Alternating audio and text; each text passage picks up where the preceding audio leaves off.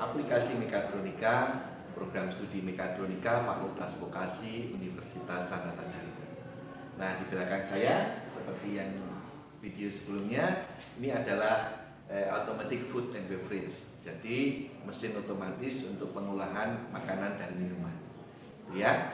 Nah, hari ini saya menunjukkan ini lagi karena saya akan diskusi tentang bagaimana membuat program sekuensial dalam sistem elektronumetik.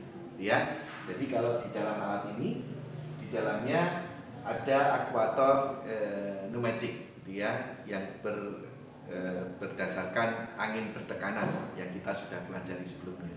Nah, di dalam station di sini ada berbagai macam gerakan, di mana dengan menggunakan aktuator elektronumetik.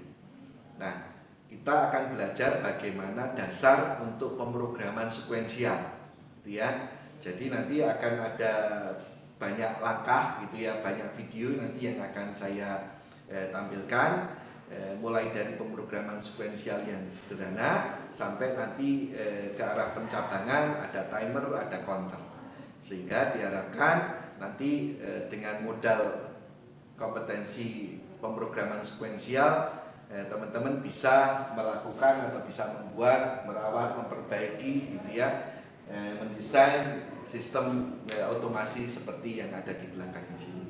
Nanti dimulai dari hardware control dengan menggunakan relay, timer, counter, dan selanjutnya nanti elektronumetik secara program sekuensial akan diprogram menggunakan PLC. Nanti akan ada beberapa video untuk mempelajari tentang pemrograman sekuensial.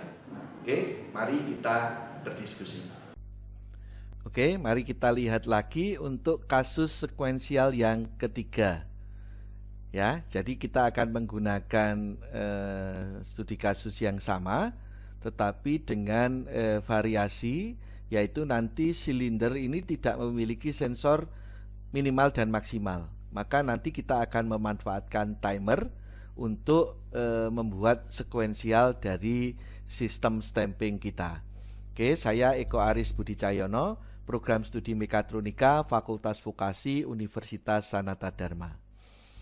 Oke, nah ini adalah studi kasusnya. Jadi studi kasus kita sama, ada 3 silinder numetik kerja ganda dan dikendalikan oleh katup 5/2 solenoid ganda. Ya, jadi kita pakainya solenoid ganda yang akan mengerjakan proses loading, stamping, dan unloading sebuah benda kerja setiap kali sebuah tombol push button ditekan.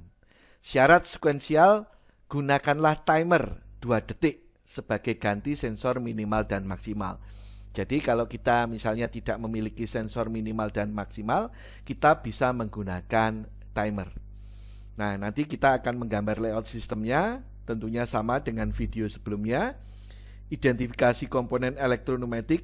Nah, di sini agak sedikit berbeda karena kita tidak memiliki sensor, tetapi nanti kita akan memiliki timer, gitu ya. Terus kita gambarkan diagram sekuensial, kita gambarkan rangkaian elektronumetik. Oke, mari kita lihat studi kasus mulai dari layout. Ini adalah layoutnya, ya, seperti yang sudah saya jelaskan. Ada 3 buah silinder, 1, 2, 3. Silinder 1 fungsinya untuk loading sekaligus clamping, silinder 2 untuk stamping, dan silinder 3 untuk unloading, mendistribusikan ke proses selanjutnya. Ini ada sebuah magazine tempat benda kerja berada, gitu ya. Nah, benda kerjanya tentunya ini sudah diposisikan sedemikian rupa sehingga posisinya tidak terbalik. Ada tombol start. Dan juga di sini ada rangka yang warna hitam. Mari kita lihat di sini komponennya. Nah, komponennya sekarang kita tidak mempunyai sensor minimal maksimal untuk mendeteksi minimal dan maksimal silinder 1. Ya, maka silinder 1, silinder 2, dan silinder 3 di sini tidak ada sensornya. Tetapi kita perlu tambahan komponen yaitu timer. Nah, kita menggunakan di sini analog timer. Ya, analog timer. Jadi timer yang bisa kita atur ini secara analog. Jadi nanti ini kita putar. Anda bisa melihat dari video-video saya yang lain untuk menjelaskan cara kerja dari analog timer, gitu ya. Dan ini ada sebuah tombol. Solenoid valve-nya menggunakan yang 5/2 solenoid ganda. Bagaimana cara kerjanya? Anda harus tahu cara kerja dari solenoid ganda di sini dibandingkan dengan cara kerja dari solenoid tunggal. Nah, rangkaian pneumatiknya sama tentunya dengan tadi kasus yang kedua, yaitu silinder 1, silinder 2, silinder 3. Di sini dikendalikan oleh katup 5/2 solenoid ganda, gitu ya. Di sini ada air service unit dan suplai udara bertekanan. Nah, yang paling penting adalah di sini, yaitu bagaimana kita menerjemahkan kasus sekuensial ke dalam diagram sekuensial. Ya, di sini kalau sebelumnya kita ada syarat sensor, tetapi karena kita tidak memiliki sensor, maka jika tombol ditekan, ya, silinder 1 akan maju. Ya, kalau karena di sini solenoid ganda, maka 1Y1 positif, 1Y2-nya negatif. Ya, di sini 1Y1 kita aktifkan, 1Y2-nya harus kita matikan supaya silindernya maju karena ruangan ini akan bergeser. Ya, kalau ruangan ini bergeser, Anda perhatikan panahnya, ya, panah yang ada di kiri ini akan berubah posisinya menjadi di kanan, sehingga 1 menuju ke 4 menuju ke belakang, mendorong silinder maju, kemudian dari depan silinder di sini menuju ke 2, dibuang ke 3, dibuang ke udara luar. Kalau 1Y1-nya mati, 1Y2-nya hidup, maka ini akan kembali ke posisi yang ada di sini sekarang. Sehingga dari 1 mengalir ke 2, silindernya mundur, dari belakang silinder udara mengalir keluar melalui port nomor 5. Oke. Nah, di sini silinder 1 maju, maka 1Y1 plus, 1Y2 minus. Nah, di sini karena tidak ada sensor untuk syarat, maka di sini kita beri timer. Maka selain menghidupkan silinder, memajukan silinder, ini juga akan mengaktifkan timer 1. Ya, kita set timernya 2 detik. Tadi diminta untuk 2 detik. Maka jika timernya sudah aktif, maka kontak timer 1 di sini aktif, maka akan memajukan silinder 2, ya, 2Y1 plus, 2Y2 minus. Sekaligus mengaktifkan timer 2. Ya, karena kita tidak mempunyai sensor di sini nanti untuk syarat. Maka setelah timer 2-nya aktif, kontaknya yang normally open di sini memundurkan silinder 2. Ya, 2Y2 plus, 2Y1-nya minus. Gitu ya. Nah, sekaligus menghidupkan timer 3. Kemudian kalau kontak timer 3 sudah aktif, maka silinder 1 gantian yang mundur, 1Y2-nya plus, 1Y1-nya minus. Mengaktifkan timer 4. Kemudian kalau timer 4 aktif, di sini memajukan silinder 3. 3Y1 plus, 3Y2 minus. Mengaktifkan timer 5. Ya, kalau timer 5 sudah aktif, maka silinder 3-nya mundur. 3Y2 plus, 3Y1 minus. Nah, timer 6 itu kita aktifkan. Nah, kemudian timer 6 jika sudah aktif akan mereset sistem. Seperti itu. Nah, di sini input tombol kita hubungkan dengan relay K1. Nah, maka kita akan menerjemahkan diagram sekuensial ini ke dalam diagram ladder kita, rangkaian elektrik kita seperti ini. Jadi kita pertama untuk tombolnya, ya, tombol kita hubungkan ke relay K1. Ini untuk bagian inputnya. Nah, terus kemudian kita akan menggambarkan yang kotak-kotak di sini berurutan, gitu ya. Mulai dari di sini. Tombol akan mengaktifkan K2, direset oleh K8.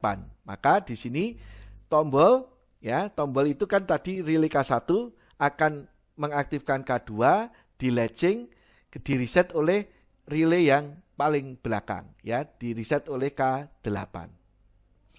Oke, setelah selesai, maka apa yang terjadi jika kontak timer, ya, timernya aktif, kontak normally opennya akan mengaktifkan silinder 2, akan memajukan silinder 2. Berarti kontak timernya akan mengaktifkan K3, diberi syarat K2, di latching K3. Oke, maka ini kontaknya timer 1 akan mengaktifkan K3, diberi syarat K2, di latching K3. Ya, ini sudah selesai kita gambar. Kemudian yang di sini kita gambar kontak normally open timer 2 mengaktifkan K4, diberi syarat K3, di latching di K4. Maka kontak timer 2 open mengaktifkan K4, diberi syarat K3, di latching K4. Sudah selesai kita gambar di sini. Kemudian yang di sini kontak timer 3 mengaktifkan K5, diberi syarat K4, di latching oleh K5. Oke, maka timer yang ada di 3, kontak timer 3 open, mengaktifkan K5, diberi syarat K4, di latching oleh K5. Ini sudah selesai kita gambar. Sekarang kontak timer 4 normally open, mengaktifkan K6, diberi syarat K5, di latching K6. Maka di sini kontak timer 4 mengaktifkan K6, diberi syarat K5, di latching oleh K6. Ya, selanjutnya kontak timer 7 gitu ya. Tadi kita sampai mana di sini ya? Kontak timer 5 mengaktifkan K7, diberi syarat K6 gitu ya, di latching K7. Maka di sini kontak timer 5 mengaktifkan relay K7, diberi syarat K6, di latching K7. Dan terakhir kontak timer 6 mengaktifkan K8, diberi syarat K7, di latching K8. Maka yang terakhir di sini kontak timer 6 diberi syarat K7, mengaktifkan K8, di latching. Rangkaian kendalinya sudah selesai. Nah, sekarang kita akan menggambarkan yang di atas di sini. Berarti K2 ini nanti akan mengaktifkan 1Y1, mematikan 1Y2, dan mengaktifkan timer 1. Oke ya, ada 3 nanti fungsi dari kontak opennya K2 ini akan mengaktifkan Y1, mematikan 1Y2, mengaktifkan timer 1. Maka di sini kontak K2 mengaktifkan 1Y1, ya. Kontak K2 mengaktifkan timer 1. Kontak K2 normally close ini mematikan 1Y2. Begitu? Nah, sekarang ini sudah selesai kita gambar. Nah, kemudian yang di sini kontak K3 itu mengaktifkan 2Y1, mematikan 2Y2, mengaktifkan timer 2. Maka kontak K3 mengaktifkan timer 2, kontak K3 mengaktifkan 2Y1, kontak K3 mematikan 2Y2. Oke. Nah, berikutnya kontak K4 mengaktifkan 2Y2, mematikan 2Y1, ya, mengaktifkan timer 3. Maka di sini kontak K4 gitu ya, mematikan 2Y1, kontak K4 mengaktifkan timer 3, kontak K4 ini di paralel mengaktifkan 2Y2. Ya, ini sudah selesai kita gambar. Sekarang ini kontak K5 mengaktifkan timer 4, mengaktifkan 1Y2, mematikan 1Y1. Maka K5 di sini mematikan. K5 memastikan 1Y1, K5 mengaktifkan 1Y2, di sini K5 mengaktifkan timer 4, di setting 2 detik. Dan yang terakhir, bukan yang terakhir ya, di sini K6 mengaktifkan timer 5, mengaktifkan 3Y1, menonaktifkan 3Y2. Maka di sini K6 ya mengaktifkan timer 5, K6 mengaktifkan 3Y1, K6 mematikan 3Y2 ya. Dan terakhir di sini K7 mengaktifkan timer 6, mengaktifkan 3Y2, mematikan 3Y1. Maka di sini K7 ya.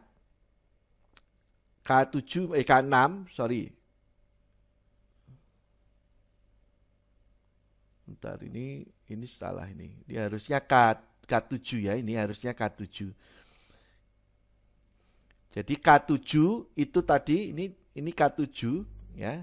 Ini K7 mengaktifkan timer 6, K7 mengaktifkan 3Y2, K7 mengaktifkan 3Y1. Maka di sini K7 mengaktifkan timer 6, K7 mematikan 3Y1, K7 mengaktifkan 3Y2. Oke. Nah, di sini rangkaian outputnya di sini yang juga banyak berubah karena kita akan mengaktifkan timer untuk di bagian rangkaian yang outputnya yang ada di sini. Oke, nah mari kita lihat simulasinya. Tadi kita ada kesalahan di sini. Ini K2, ini diganti dengan K. Ya, K2 adalah K7. Ya, K2 diganti oleh K7. Kita lihat di sini dengan simulasinya. Ya, di sini ini K2, ini kita gantikan K7. Oke. Ya. Kita simpan. Maka kita aktifkan di sini. Oke ya. Nah, kalau kita aktifkan, Anda lihat di sini. Nah, sekarang pakainya timer 2 detik.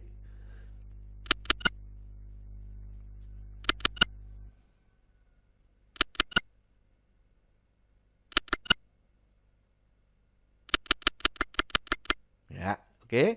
Nah, kita lihat lebih detail, lebih jelas di sini. Ya, supaya lebih jelas, saya besarkan. Nah, ini kalau tombolnya saya tekan, ini maju, 2 detik kemudian ini maju, 2 detik kemudian silinder 2 mundur, 2 detik kemudian silinder 1 mundur, 2 detik kemudian silinder 3 maju, 2 detik kemudian silinder mundur. Oke, sistemnya terreset. Oke ya. Nah, begitu bagaimana kita bisa memanfaatkan timer apabila kita tidak memiliki sensor untuk mendeteksi posisi minimal dan maksimal silinder. Nah, kita bisa atur timernya di sini sesuai dengan keinginan. Tadi kalau 2 detik mungkin terlalu lambat gitu ya. Tergantung dari stroke silindernya nanti butuh waktu berapa lama. Nah, kita bisa men-setting timernya tadi. Ya, begitu caranya bagaimana secara sistematis kita bisa menyelesaikan kasus sekuensial dengan di dalamnya ada menggunakan timer. Demikian yang bisa saya sampaikan. Selamat belajar, semoga sukses. Terima kasih.